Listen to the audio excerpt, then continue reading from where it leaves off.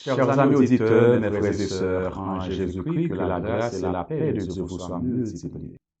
Je vous souhaite la bienvenue à notre émission d'enseignement et de formation spirituelle. Alors, comme je vous ai promis depuis samedi dernier, pendant tout le mois de juin, on va parler de la personne du Saint-Esprit, de son rôle. On va parler de l'identité ou bien de la nature du Saint-Esprit. Qui est le Saint-Esprit? Son ministère dans la vie du croyant. Quel est son ministère dans notre vie? Quelle est sa responsabilité, sa mission dans notre vie en tant que croyant, en tant qu'enfant de Dieu? Alors, samedi dernier, on avait évoqué les différentes images que la Bible a utilisées pour décrire ou bien pour parler du Saint-Esprit. On avait dit que dans certains textes, la Bible, le mot Saint-Esprit n'est pas mentionné clairement, n'est pas clairement mentionné. Mais la Bible a utilisé certaines images parfois pour parler ou bien pour décrire le Saint-Esprit. Dans certains textes. Pas dans tous les textes, mais dans certains textes. Par exemple, on avait dit que la Bible peut utiliser l'image du vent pour parler du Saint-Esprit. Le vent ou encore le souffle, selon Jean chapitre 3, verset 8. La Bible peut utiliser également l'image du feu pour décrire le Saint-Esprit. Et ensuite, la Bible peut utiliser l'eau dans la parole, l'eau qui symbolise, qui représente le Saint-Esprit. La Bible, nous voyons selon Matthieu chapitre 3, verset 16, la Bible a utilisé l'image d'une colombe pour décrire le Saint-Esprit, la personne du Saint-Esprit. Et ensuite, selon 1 Samuel 16, verset 13, la Bible a utilisé l'image de l'huile qui symbolise l'onction du Saint-Esprit. Et enfin, on avait dit que la Bible peut utiliser l'image du sceau, le sceau, comme un signe d'appartenance pour dire que nous sommes scellés du Saint-Esprit. Et ce qui est important, c'est ce que nous devons noter, l'ensemble de ces images ne sont pas le Saint-Esprit, mais elles représentent ou encore elles symbolisent la personne du Saint-Esprit. Et chacune de ces images a une signification, a un sens bien particulier à travers les Saintes Écritures. Alors ce soir, on va parler des différents titres que la parole de Dieu a évoqués. Alors, l'ensemble de ces titres, frères et sœurs, ils sont attribués à la personne du Saint-Esprit. Dans certains textes de la Bible, le nom du Saint-Esprit n'est pas clairement mentionné. La Bible peut utiliser d'autres titres ou bien encore d'autres noms pour parler du Saint-Esprit. À chaque fois que vous lisez les Saintes Écritures, vous voyez l'un de ces titres, sachant que la Bible veut tout simplement parler du Saint-Esprit. Pas dans tous les cas, mais dans certains textes que vous lisez, vous voyez l'un de ces titres, sachant que la Bible veut parler du Saint-Esprit. J'espère que vous voulez savoir l'ensemble de ces titres que la Bible a utilisés pour parler du Saint-Esprit. On va évoquer quelques titres que la Bible a employés pour décrire l'image du Saint-Esprit, pour décrire la personne du Saint-Esprit. Donc, certains titres, la Bible les a utilisés pour décrire ou bien pour confirmer la divinité du Saint-Esprit. Par exemple, selon Genèse chapitre 1, le verset 2, Romains chapitre 8, le verset 14, l'un des titres que la parole de Dieu a utilisé pour parler du Saint-Esprit, c'est l'Esprit de Dieu.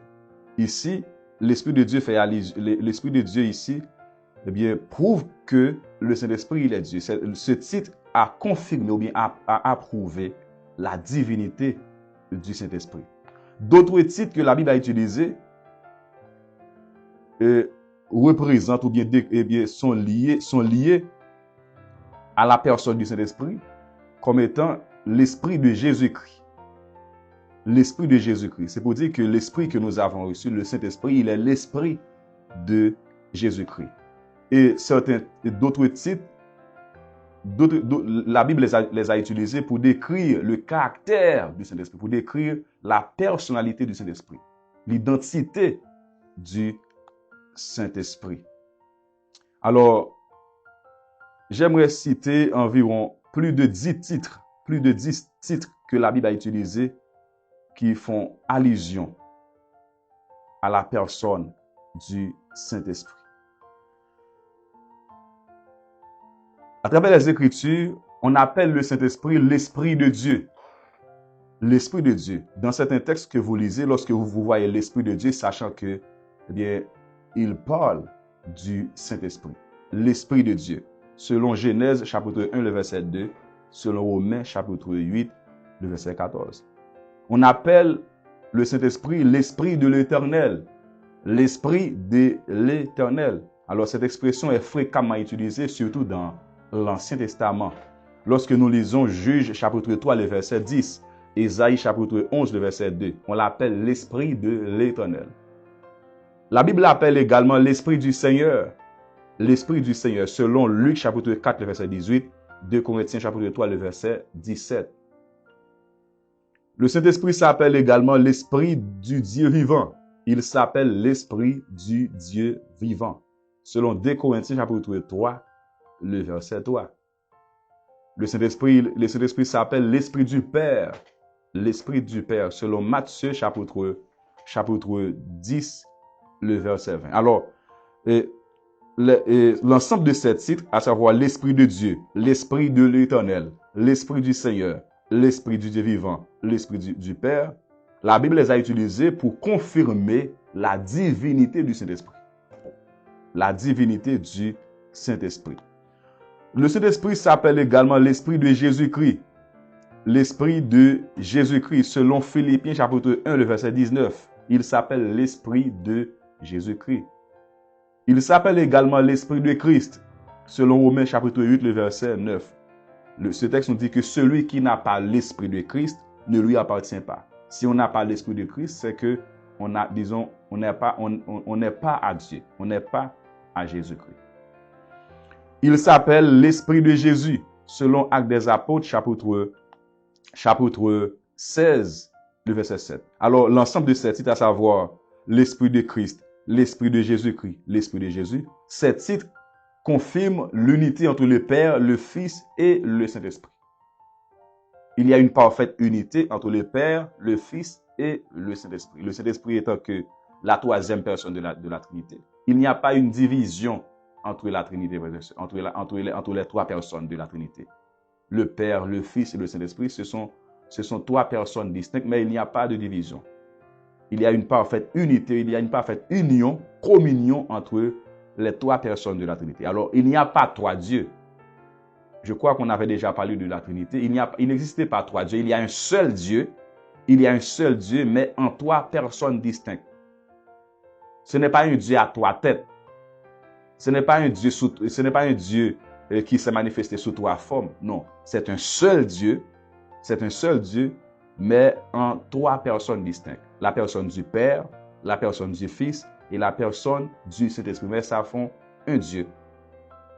Alors, mathématiquement, 1 plus 1 plus 1 égale 3. Mais dans le sens spirituel, lorsqu'on veut expliquer la Trinité, le Père plus le Fils plus le Saint-Esprit font qu'un seul Dieu. Pas trois dieux, mais trois personnes, mais en un seul Dieu. D'autres titres qui sont attribués au Saint-Esprit à travers les Écritures, la Bible l'appelle également l'Esprit de sainteté. L'Esprit de sainteté. Selon Romains chapitre 1, verset 4. Romains chapitre 1, verset 4. Il s'appelle l'Esprit de sainteté. Il s'appelle l'Esprit de vérité. Il est là pour nous révéler la vérité, pour nous conduire dans toute la vérité. Selon Jean 14, verset 17. Selon Jean chapitre 16, le verset 13. Il s'appelle l'Esprit de grâce. L'Esprit de grâce, selon Hébreux chapitre 10, le verset 29. Il s'appelle l'Esprit de gloire.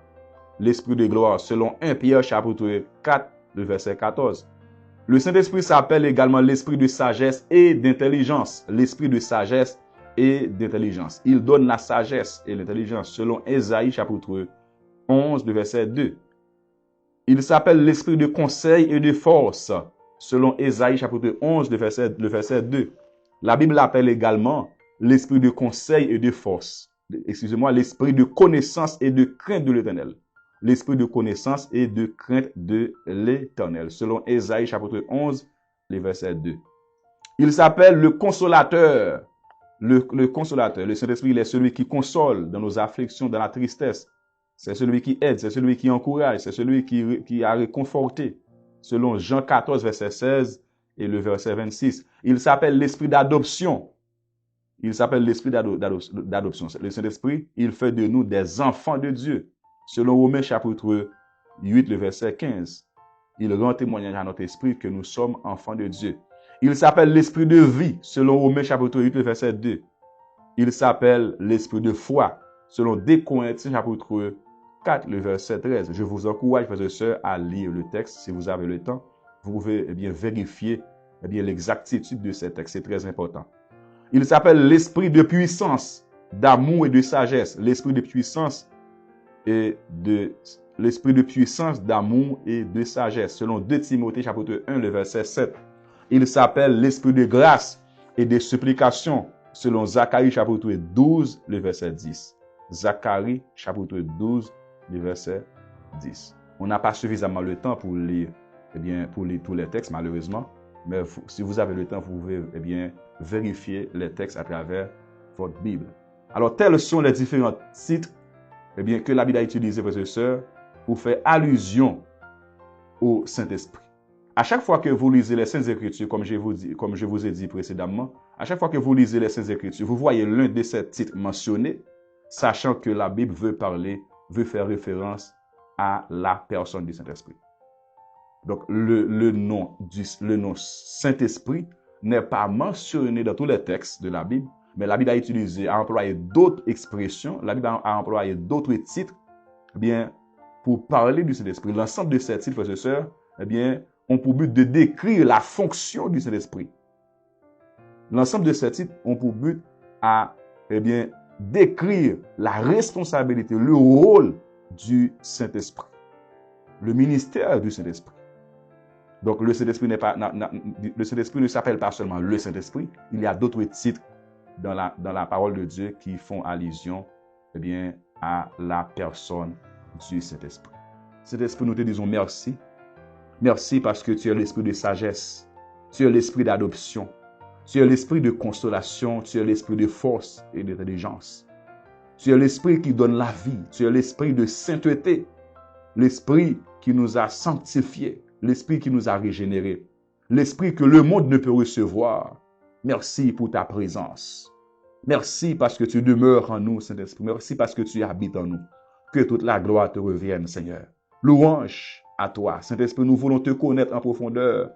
Nous voulons te connaître en profondeur, Saint-Esprit. Nous voulons maintenir une intimité avec toi. Nous voulons maintenir une bonne communion avec toi, Saint-Esprit. Aide-nous par ta puissance à garder, à maintenir une parfaite communion avec toi.